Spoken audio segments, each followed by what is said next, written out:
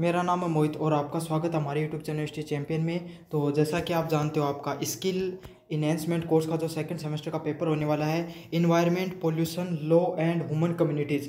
तो इससे संबंधित आपके सामने जितने भी इंपॉर्टेंट क्वेश्चन है सारे के सारे मैं आपको करवाने वाला हूँ। आपको क्या करना है, चैनल को सब्सक्राइब कर देना, वीडियो को लाइक कर देना और अपने दोस्तों को जरूर से शेयर कर देना है।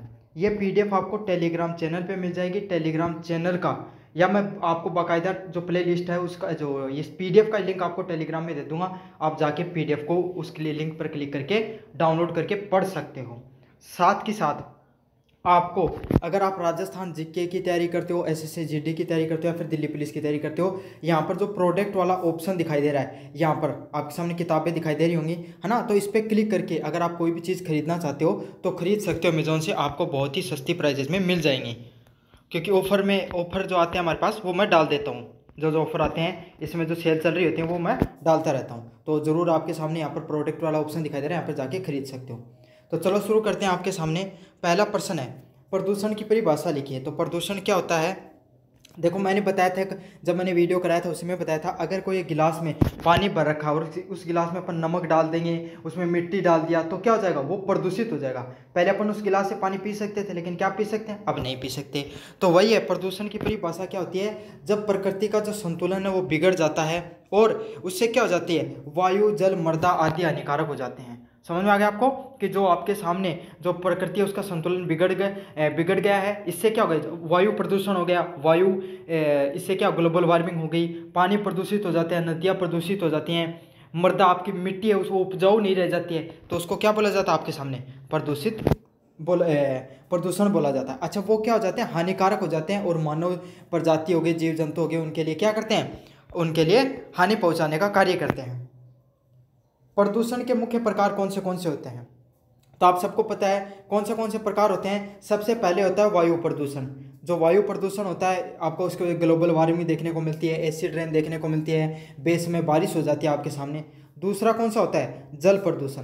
तो जल प्रदूषण कौन सा होता है, आपके सामने जो नदियाँ हो गई वो, उनको देखते हुए उनका सब जब वो हिमालय से चलती हैं तो एकदम सफ़ेद पानी होता है उनका, और जैसे अपने यहाँ पर दिल्ली में पहुँचती है उसकी यमुना का कलर देख लो और आपके गांव के नाले का पानी देख लो, बराबर हो जाता है। तो वो कौन सा, जल प्रदूषण हो गया, जो जल है वो प्रदूषित हो गया है। मृदा प्रदूषण कौन सा होता है, जो उर्वरक हो गए, आपके सामने पेस्टिसाइड हो गई, उनको जब मिट्टी में मिला दिया जाता है, जब मृदा में बहुत ज़्यादा।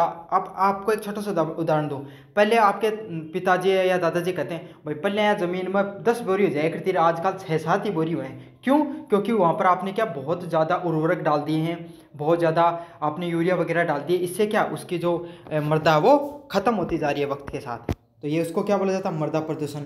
अब आप DJ वगैरह बजाया जाता है जोर जोर से, है ना, आपके सामने गाड़ियाँ हॉर्न चल रही हैं, तो इससे क्या हो जाता है, आपके सामने ध्वनि प्रदूषण भी देखने को मिलता है। तो ये कुछ प्रमुख होते हैं, वायु, जल, मृदा व ध्वनि प्रदूषण के नाम से जाना जाता है। पढ़ लो, इससे बाहर एक प्रश्न नहीं आएगा, यही क्लास है, पास करा के दिखा देगी आपको, अच्छे से पढ़ लेना बस आपको।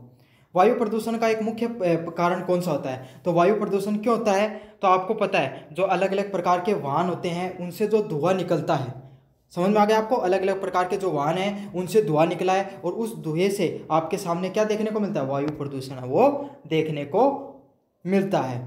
समझ में आ गया, जरूरी नहीं कि वाहन से निकले, उद्योगों से जो धुआं निकलता है आपके सामने, जो आपके सामने विद्युत संयंत्र होते हैं उनसे जो धुआं निकलता है, उससे क्या जाता है, अपने जो वायु प्रदूषण है वो फैल जाता है। अगले वाले प्रश्न की बात करें, जल प्रदूषण का एक उदाहरण बताइए। तो जल प्रदूषण कौन सा होता है, तो आपको पता है जो उद्योग वगैरह होते हैं ना, जो उद्योग वगैरह होते हैं, जैसे एक छोटा सा एग्जांपल देके समझाऊँ आपको, चमड़ा उद्योग मान लो आप, है ना, कपड़ा उद्योग मान लो, तो कपड़ा उद्योग उसमें रंगाई पुताई का काम होता है। अब वो कलर वाला जो पानी था जो रंगने के लिए कपड़ों का कार्य किया जा रहा था, उसको डायरेक्ट नदी में डाल दिया या कोई पोखर है उसमें डाल दिया, तो क्या हो जाएगा, वो पानी गंदा हो जाएगा। अब ऐसा उसको कलर बनाने के लिए केमिकल डाले जाते हैं, अब वो पानी, केमिकल वाला पानी कहाँ चला गया, आपके सामने पृथ्वी में चला गया सोख कर। तो इससे क्या होगा, अपने अगर अपन उस पानी को पियेंगे तो अपन बीमार हो जाएंगे।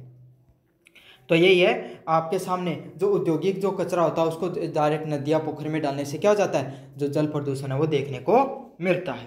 ये सबसे अच्छा प्रश्न है।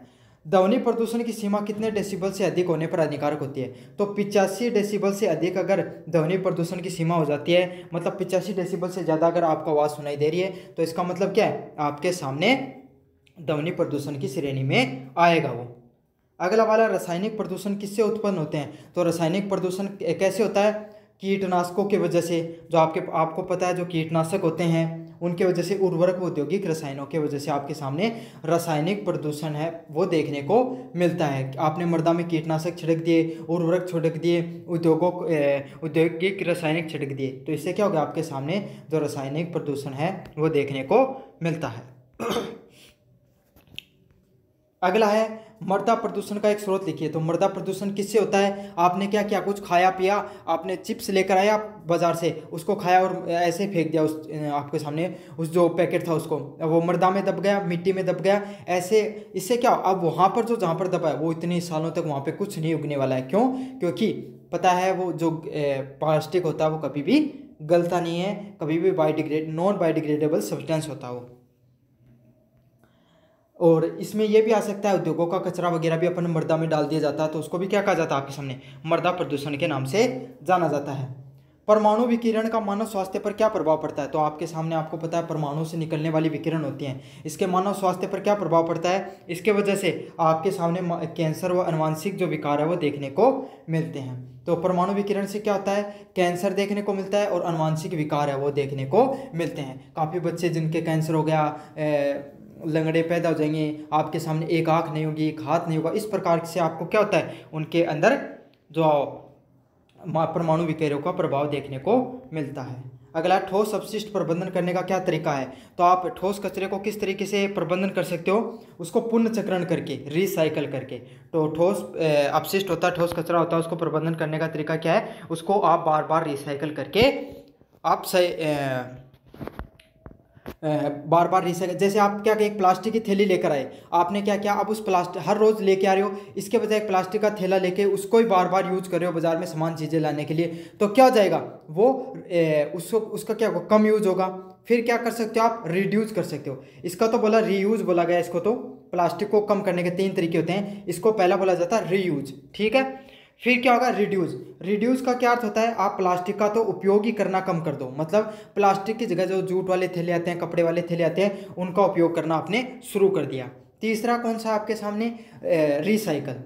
रिसाइकल क्या होता है, आपने जो प्लास्टिक वाली थैली लेकर आए थे उसको क्या कर दिया, उस कचरे जो आपके सामने रैक पिकर आते हैं ना, जो कचरा चुकने वाले, उनको दे दिया, या फिर किसी कबाड़ी वाले को दे दिया, उससे रिसाइकल होकर वो फिर से बाजार में आ गया। तो इससे क्या हो गया, वो प्लास्टिक था और प्लास्टिक नहीं उत्पन्न करना पड़ा, उसी प्लास्टिक से काम चल गया आगे की तरफ। अगला क्या है, नगर अपशिष्ट का एक मुख्य स्रोत क्या होता है? तो नगर निगम में जो कचरा निकलता है, आप सुबह सुबह आपके शहर में गाड़ी आती होगी कचरे वाली, तो उससे क्या होता है, वो घरेलू कचरे को इकट्ठा करने का कार्य करता है। गाड़ी वाला आया, घर से कचरा निकाल, वो ही है, समझ में आ गया। तो क्या होता है, घरेलू कचरे के नाम से उसको जाना जाता है। आप पढ़ेंगे यूनिट नंबर 2 की तरफ अपन, जलवायु परिवर्तन का एक मुख्य कारण क्या होता है? जलवायु में जो परिवर्तन देखने को मिलता है उसका मुख्य कारण क्या होता है? आपके सामने जो जलवायु में ग्रीन हाउस गैसें होती हैं, जैसे कार्बन डाइऑक्साइड, CO2 हो गई, NO2 हो गई, SO2 हो गई, सल्फर डाइऑक्साइड, नाइट्रस डाइऑक्साइड, जो आपके सामने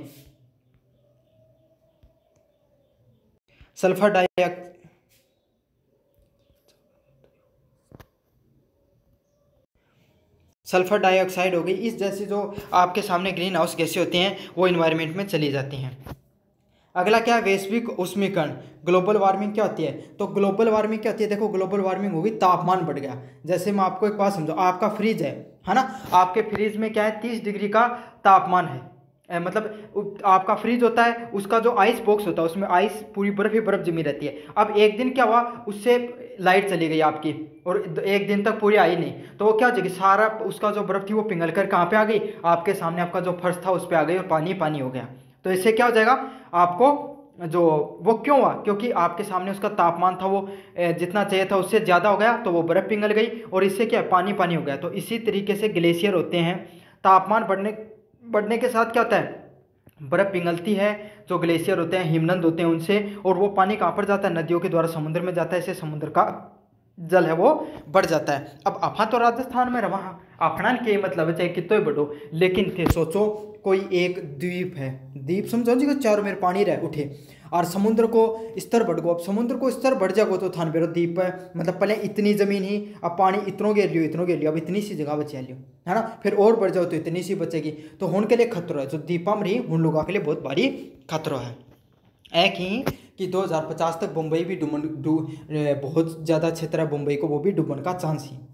ओजोन परत के क्षरण का क्या कारण होता है? तो मैंने बताया था ना आपको, CFC, जो फ्रिज वगैरह होते हैं, AC वगैरह के अंदर जो क्लोरोफ्लोरोकार्बन डाली जाती है, आपके सामने जो गैस डाली जाती है ना, उसको क्या बोला जाता है? क्लोरोफ्लोरोकार्बन के नाम से जाना जाता है। और वो क्या होती है? आपको ओजोन लेयर को तोड़ने का कार्य करती है। अगला है, अम्ल वर्षा किस फसल को सबसे अधिक हानि होती है? तो धान की फसल है, उससे क्या होती है? अम्ल वर्षा होने से उसको सबसे ज़्यादा नुकसान होता है।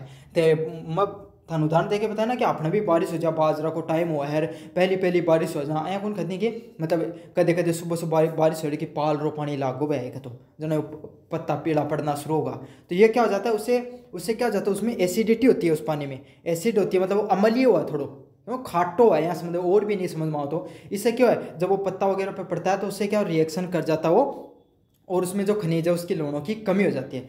तो इससे क्या हो जाती है, सबसे ज़्यादा नुकसान किसको पहुंचता है? धान की, चावल की खेती में सबसे ज़्यादा नुकसान पहुंचा है। अगला क्या, पर्यावरण संरक्षण अधिनियम कब बनता है? तो पर्यावरण संरक्षण अधिनियम है वो 1986 में आपके सामने बनकर आता है। इसका कार्य क्या है? इसका कार्य है जो पर्यावरण का संरक्षण करने का। अब थारा खेत में जो मान ली खेजड़ी होगी, है ना, जाटी, अब थे जाटी ने काट ले जाओ, काटन देगा था ना, काली पकड़ ले पुलिस, कौन काटन देना? क्यों कौन काटन दे?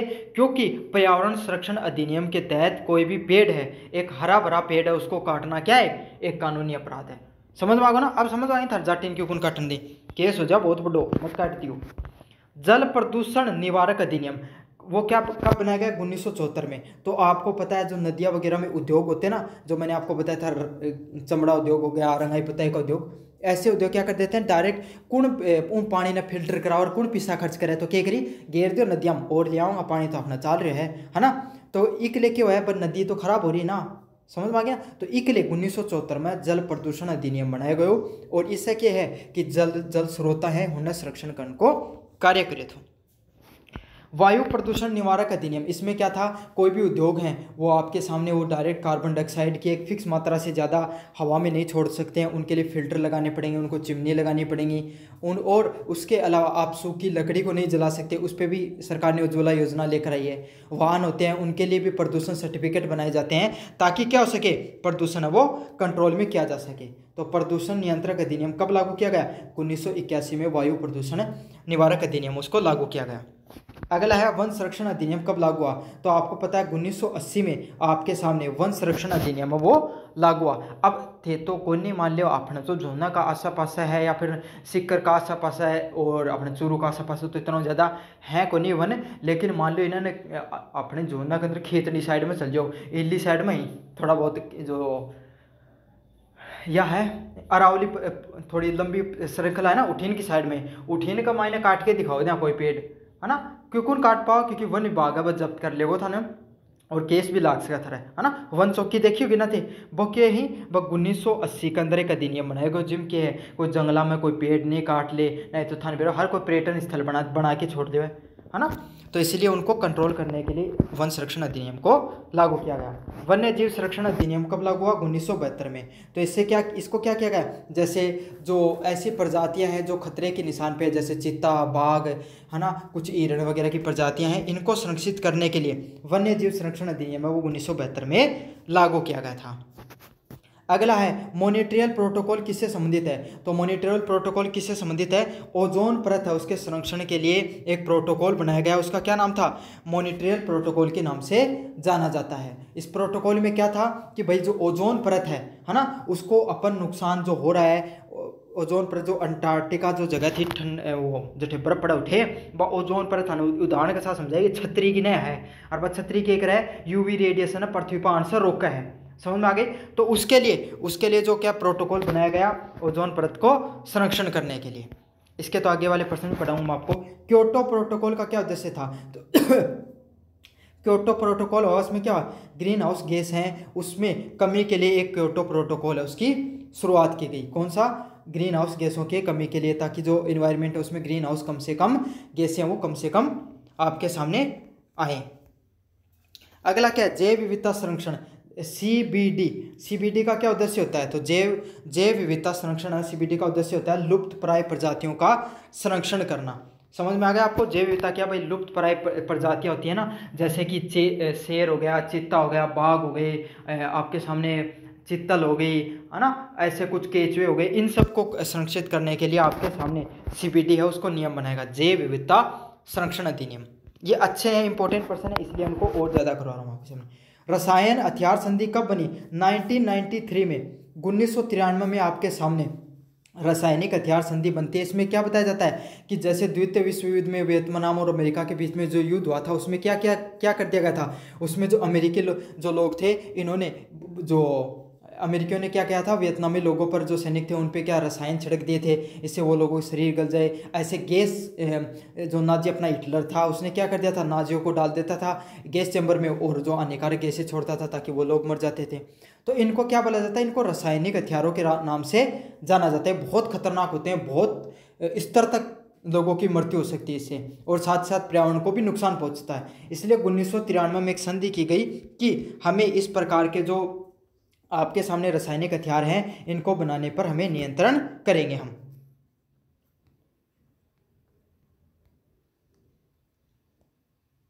अगले वाले प्रश्न की बात करें, भारत में मानव वन्य जीव संघर्ष कब देखने को मिलता है, तो हाथियों द्वारा जो फसलों की क्षति कर ली जाती है। अब जो मानव होते हैं, मानव और वन्य जीव क्या हो गया, जैसे अब क्या करते हैं लोग, जंगलों को काटकर वहां पर अपने खेत बना लेते हैं, है ना। अब क्या करेंगे बेचारे हाथी, तो उनको खाने के लिए चाहिए, तो वो क्या आ जाएंगे, उनके खेतों में आ जाएंगे। तो अब लोग उनको बचाने क्या, तो उनको परेशान करेंगे, या फिर जो अगर घर वगैरह बनाए उसमें घुसकर उसको फसलों को खराब कर देते हैं। तो इसको क्या कहा जाता है, मानव वन्य जीव संघर्ष के नाम से जाना जाता है। अनुसूचित जाति एसटी जो ट्राइबल्स के अधिकार के लिए अधिनियम कब बनाया गया, वन्य जीव अधिनियम 2006 में ये बताया गया कि आदिवासी हैं वो जंगलों का ही हिस्सा है। मतलब आदिवासी अगर जंगलों में जाकर किसी प्रकार का कोई वन्य जीव को शिकार करते हैं या फिर वहाँ से कोई जंगल लकड़ियाँ वगैरह काट के लाते हैं तो उनको छूट दी जा सकती है। तो ये किसमें है, अनुसूचित जाति अधिनियम के तहत ये सब चीज़ें की गई हैं। अगले वाला प्रश्न है, मानव समुदाय एवं पर्यावरण, तो मानव की जनसंख्या वृद्धि का एक प्रभाव बताइए। तो मानव की जो जनसंख्या लगातार बढ़ रही है तो इसका क्या प्रभाव है, प्राकृतिक संसाधनों पर दबाव। तो मैंने बताया था आपको एक उदाहरण के साथ। पहले आपको एक बात समझो, पहले आपके घर में आपके घर में पहले क्या थे, 4 लोग थे सिर्फ, है ना, 4 लोग थे, माता पिता और 2 लड़की। अब क्या हुआ, उनको सिर्फ मतलब 5,000 की टंकी, एक छोटा सा एग्जांपल ले लो, 50,000 की टंकी मान लो आप, है ना, 1000 लीटर की टंकी से उनका काम चल जाता था। अब आया दोनों छोरा ने ब्याह दिया, दोनों लड़कों की हो गई शादी। अब दोनों लड़कों की शादी हुई तो 2 तो उनकी वाइफ आ गई और 2 हो गए उनके बच्चे। अब कितने हो गए वो टोटल आदमी बढ़ गए आपके सामने 4 और, तो पहले 4 थे, 4 कितने हो गए, 8 हो गए। अब उनको कितना चाहिएगा, अब उनको 1 लाख लीटर की पानी की बाल्टी चाहिए। मतलब 8 भाई छोटे हैं बच्चे तो 80 लीटर की मान लो, तो 30 लीटर तो और बढ़ गया ना, 30,000 लीटर। तो इससे क्या हो गया, इससे क्या जो आपका पानी है उसका ज़्यादा लागत हो रही है। तो इससे क्या, जनसंख्या वृद्धि से क्या, संसाधनों के उपयोग पर ज़्यादा प्रभाव पड़ता है। कार्बन पदचिह्न किसे कहते हैं, तो कार्बन फुटप्रिंट किसे कहते हैं, मानव गतिविधियों द्वारा उत्सर्जित कार्बन डाइऑक्साइड की मात्रा को कहा जाता है। बिस्कुट वाले उदाहरण से मैं बार बार बताता हूँ आपको।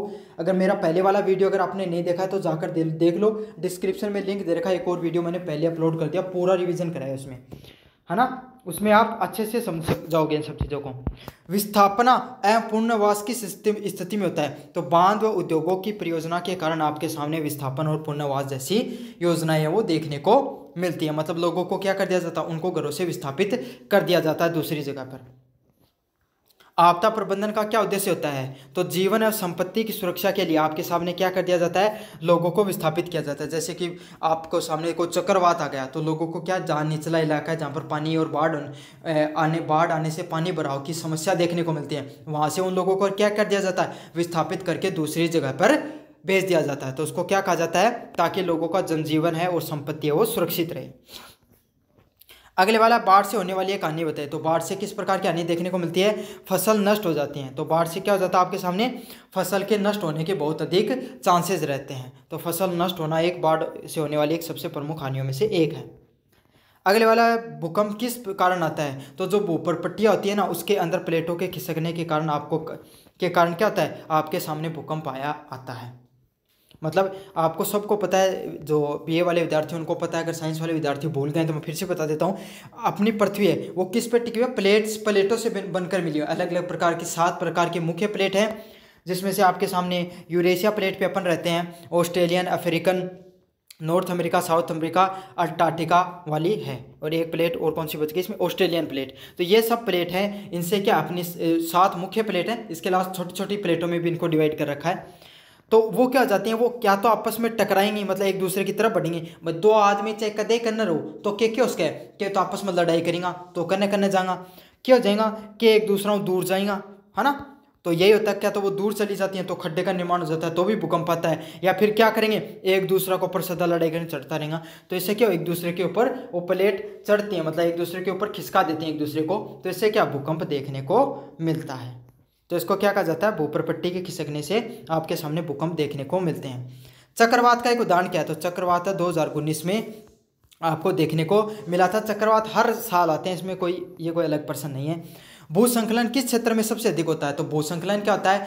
पहाड़ी चट्टान होते हैं ना, चट्टाने, वो क्या हो जाती हैं? अब 2 प्रकार के पर्वत होते हैं। एक पर्वत होते हैं जिनके अंदर, जैसे अपनी अरावली पर्वत श्रृंखला है, अरावली पर्वत श्रृंखला बशर्ते पुरानी श्रृंखला है, लेकिन इसके जो पत्थर है ना वो बहुत मजबूती से जुड़े हुए हैं। लेकिन एक हिमालय पर्वत श्रृंखला क्या है, यहाँ पर आपके सामने पत्थरों से ज़्यादा मिट्टी है ना, मिट्टी वो आपस में कमज़ोर रूप से जुड़ी है, एक नए पर्वत हैं। दूसरी बात क्या है, जो हिम होती है ना, जो इन पे बर्फ़ पड़ती है, इस कारण क्या वैसे भी कमज़ोर हो जाते हैं। तो जैसे ही थोड़ा बहुत भूकंप वगैरह आता, प्लेट वगैरह हिलती हैं, तो ये क्या हो जाते हैं, अपनी जो चट्टान है वो अपनी जगह छोड़कर आपके सामने रिहायशी इलाकों में गिर जाती हैं। समझ में आ गई ना? यहाँ समझ लो कि देखिए एक ढेर लगा रखो, है ना, क्या को? बाठा को, पत्थरा को, थोड़ा थोड़ा ढेर, अब वो ढह के नीचे पड़ को, वही भूसंकलन है। अगला क्या है? चिपको आंदोलन किस राज्य से जुड़ा हो? तो चिपको आंदोलन कहाँ से शुरुआत होता है? उत्तराखंड से। उत्तर प्रदेश गलत लिखा है, उत्तराखंड, लेकिन तब उत्तर प्रदेश से था, सॉरी, जब अब तो इस समय उत्तराखंड में, तब उत्तर प्रदेश से वो था। उस समय क्या हो गया था, वहाँ के जो क्षेत्र थे वहाँ पे लोगों के जंगलों को काटने का कार्य किया जा रहा था, तो लोग हैं वो उस अपने पेड़ हैं उनके चिपक गए थे उनको बचाने के लिए। साइलेंट वैली आंदोलन कहाँ हुआ था? तो साइलेंट वैली आंदोलन आपके सामने कहाँ देखने को मिला था? केरल में आपको सामने जो साइलेंट वैली आंदोलन है वो देखने को मिला था। तो कहाँ पर देखने को मिला था? केरल में जो आंदोलन होता है उसको किस नाम से जाना जाता है? साइलेंट वैली आंदोलन के नाम से जाना जाता है। वहाँ पर क्या होता है, जो एक वैली है वहाँ पर बहुत जीव विविधता या बहुत अलग अलग प्रकार के पौधे पाए जाते हैं, उनको काटने का कार्य किया जा रहा था, उसको साइलेंट वैली के नाम से जानते हैं। राजस्थान के बिश्नोई किस चीज़ के लिए प्रसिद्ध है? वृक्ष और वन्य जीव संरक्षण के लिए, पेड़ पौधों के संरक्षण के लिए। आपको पता है हिरण वगैरह को नहीं मानते हैं, उनके 7 नियम है वो उनको मानते हैं अलग अलग प्रकार के। उसमें वन्य जीव संरक्षण मुख्य रूप से है। खेजड़ली जो आंदोलन हुआ था उसके भी बिश्नोई ने प्रमुखता से क्या किया था? बढ़ चढ़ के भाग लिया था। अगला, पर्यावरण नैतिकता का उद्देश्य लिखिए। इन्वायरमेंट इथिक्स क्या होती है? तो प्रकृति के साथ समझना, सामंजस्य बनाना। मतलब क्या होता है, आप पर्यावरण होता है उसके साथ सामंजस्य बनाकर चलो, ताकि पर्यावरण है वो क्या करेगा? पर्यावरण है, अगर आप पर्यावरण की आप रक्षा करोगे तो पर्यावरण आपकी रक्षा करेगा। जैसे कि आप एक बात समझो, आपने अपने घर में 10 पेड़ लगा रखे हैं, है ना, और एक आपके पास में घर है उसने अच्छी सी बिल्डिंग बना रखी है लेकिन एक भी पेड़ नहीं है, तो एक बात समझो, गर्मी आएंगी तो आपके घर में हमेशा ठंडक रहेगी। इस घर में चाहे कितनी एसी लगा लो, एसी अंदर तो ठंड कर लेगी, लेकिन आदमी को बाहर तो निकलना पड़ता है, बाहर निकलेगा तो उसको गर्मी लगेगी जब बाहर बैठने जाएंगे तब। समझ में आ गया ना? तो पर्यावरण की आप रक्षा करोगे तो पर्यावरण भी आपकी रक्षा करेगा, आप नहीं करोगे तो वो भी आपकी नहीं करेगा। भारत का कौन सा धर्म वृक्षों की पूजा पर बल देता है? तो हिंदू धर्म है वो सबसे ज़्यादा पेड़ पौधों की जो पूजा उस पर ध्यान देता है। अगला है, पर्यावरण जन जागरूकता का क्या उदाहरण है? तो स्वच्छ भारत अधिनियम अभियान है वो क्या है? पर्यावरण के बारे में जन जागरूकता फैलाता है, स्वच्छता के बारे में, सफाई के बारे में भी क्या करता है? आपके सामने जन जागरूकता फैलाने का कार्य करता है। दिल्ली में सीएनजी लागू होने से क्या लाभ हुआ? तो आपको पता है 2 प्रकार के, एक तो पेट्रोल से गाड़ियाँ चल सकती हैं, एक सीएनजी से चल सकती हैं। पेट्रोल से चलती है, इससे CO2 है ना वो बहुत ज़्यादा निकलती है, है ना। यहाँ समझ लो एक तो कोयला न जलाओ और एक अपना गैस न चलाओ रोटी बनाने के लिए, तो किम ज़्यादा धुआं निकलोगो, जो चूल्हा पर लकड़ी जला के बना रहे हो ना वही, तो वही उदाहरण से समझ लियो, है ना। जो अगर आप पेट्रोल या डीजल की गाड़ियाँ होती हैं उससे क्या ज़्यादा धुआं निकलता है, सीएनजी से कम निकलता है, तो इससे क्या वायु प्रदूषण में कमी देखने को मिल रही है। अब धीरे धीरे तो और कम हो जाए क्योंकि इलेक्ट्रॉनिक गाड़ियाँ वो और आ जाएंगी एनवायरमेंट में। अगला क्या है, क्षेत्रीय अध्ययन की बात करें अपन, तो क्षेत्रीय अध्ययन का क्या उद्देश्य होता है, मतलब क्षेत्रीय अध्ययन क्या होता है, कोई भी आपका इन्वायरमेंट है उसका जाकर आपको अध्ययन करना पड़ता है। यूनिट नंबर 4 में क्षेत्रीय अध्ययन से संबंधित प्रश्न आपके सामने। क्षेत्रीय अध्ययन का क्या उद्देश्य होता है, स्थानीय संसाधनों की जानकारी प्राप्त करना, मतलब जो आपके आसपास के क्षेत्र हैं, जैसे आपके गांव में कितने कुएं हैं, है ना, और कितना कृषि भूमि है, आपके कितने वन क्षेत्र है, कितनी आपके सामने गोचर भूमि आपके कितना वन क्षेत्र के अंतर्गत आता है, कितनी कृषि भूमि है, कितने गांव में घर हैं, इन सब चीज़ों के बारे में अगर आप जानकारी रखते हो तो उसको क्या कहा जाता है, क्षेत्रीय अध्ययन के नाम से जाना जाता है। एक कॉपी लेके गया थे ताकि गाँव में कितना कुआं है, कितना चालों है, कितना बंद है, कितने पेड़ पौधे हैं, मतलब इन सब प्रकार के क्षेत्रों को आप अध्ययन कर सकते हो। किस नदी क्षेत्र को एक पर्यावरणीय लाभ होता है, तो अगर कोई नदी क्षेत्र है, मान ली काठली वाला क्षेत्र है ना, इसके आसपास हमेशा पानी, पानी के कुओं में हमेशा पानी रहता है, और बाकी साइड में दूसरी साइड में चल जाओ थे पानी देखने में, जब चुरूम को नहीं पानी, धरमई को नहीं, सिकराल आगन क्षेत्र में चल जाओ को नहीं, और जो झुंझुनू राजस्थान, जो हरियाणा का टच वाला इलाका ही, बुआना, सूरजगढ़ वाले क्षेत्रों को हनमठीन पानी को नहीं, क्यों को नहीं, क्योंकि नदी को नहीं उठीन की साइड में जना को नहीं। किस वन क्षेत्र का एक उदाहरण दीजिए, तो आप कोई एक वन क्षेत्र होता है उसका एक उदाहरण दीजिए, तो क्या सुंदरबन और मैंग्रोव वन है वो क्या होते हैं, वन क्षेत्र के आपके सामने कुछ प्रमुख उदाहरणों में से एक है। अगला क्या, वनस्पति अध्ययन का क्या एक तरीका बताइए, तो वनस्पति जो आपके सामने अलग अलग प्रकार की जो वनस्पतियां पाई जाती हैं उसका अध्ययन का क्या तरीका बनाया जाता है, हर्बेरियम बनाना, हर्बेरियम नहीं, इसको बोला जाएगा आपके सामने एक्वेरियम। एक्वेरियम, एक्वेरियम क्या होता है, एक्वेरियम एक प्रकार का, देखो थे कोई आपने कभी कोई रेस्टोरेंट वगैरह में गए होंगे और वहाँ पर देखा होगा कि मछलियाँ वगैरह रखी जाती हैं, है ना, उसको एक्वेरियम बोला जाता है। तो एक एक्वेरियम कैसा बना सकते हो, उसमें आप जंगल बना सकते हो, अलग अलग प्रकार की परिस्थिति, पूरा समुद्री परिस्थिति बना सकते हो, अगर आपको बनाना आता है तो उसको क्या बोला जाता है, एक्वेरियम बनाने के नाम से जाना जाता है। जीव जंतुओं की अध्ययन के लिए कौन सी विधि होती है, प्रत्यक्ष अवलोकन करना, मतलब आपके गया, मान लो थे सरिस्का में गया, सरिस्का अभ्यारण्य है ना अपना अलवर में, उठे गया और उठे जाके थे प्रत्यक्ष रूप से चित्ता, बंदर, बंदर तो बांध रहा था अपना ही गणे घूमी ही, है ना, हिरण होगी, चित्ता होगो, और आपके सामने कोई हाथी उथी तो कोई नहीं उठे शायद तक, और भी कोई भी जो भी जानवर है, जंगली जानवर है, बस सारा जा जाके देखा, तो वो क्या प्रत्यक्ष अवलोकन बोले जाओ, अपनी आँखें से चीज़ें देखना। शहरी क्षेत्र की एक पर्यावरणीय समस्या क्या होती है, तो शहरी क्षेत्र की एक सबसे बड़ी समस्या क्या है, वायु प्रदूषण। शहरी क्षेत्र में सबसे ज़्यादा क्या देखने को मिलता है आपको, वायु प्रदूषण है वो देखने को मिलता है। ग्रामीण क्षेत्र की एक पर्यावरणीय समस्या क्या है, स्वच्छ वातावरण। भाई शहर के घना सारा साधन चल रहे तो क्यों जा अपने प्रदूषण हो, और गाँव में कम ही पेड़ पौधा ज़्यादा ही और लोग भी कम रहे हैं, समझ में आ गए, तो क्या होगा, स्वच्छ वातावरण आपको देखने को मिलता है। थोड़ा सा देर हम अपनी साइड में भी जाओगे, टेंशन मत लो थी।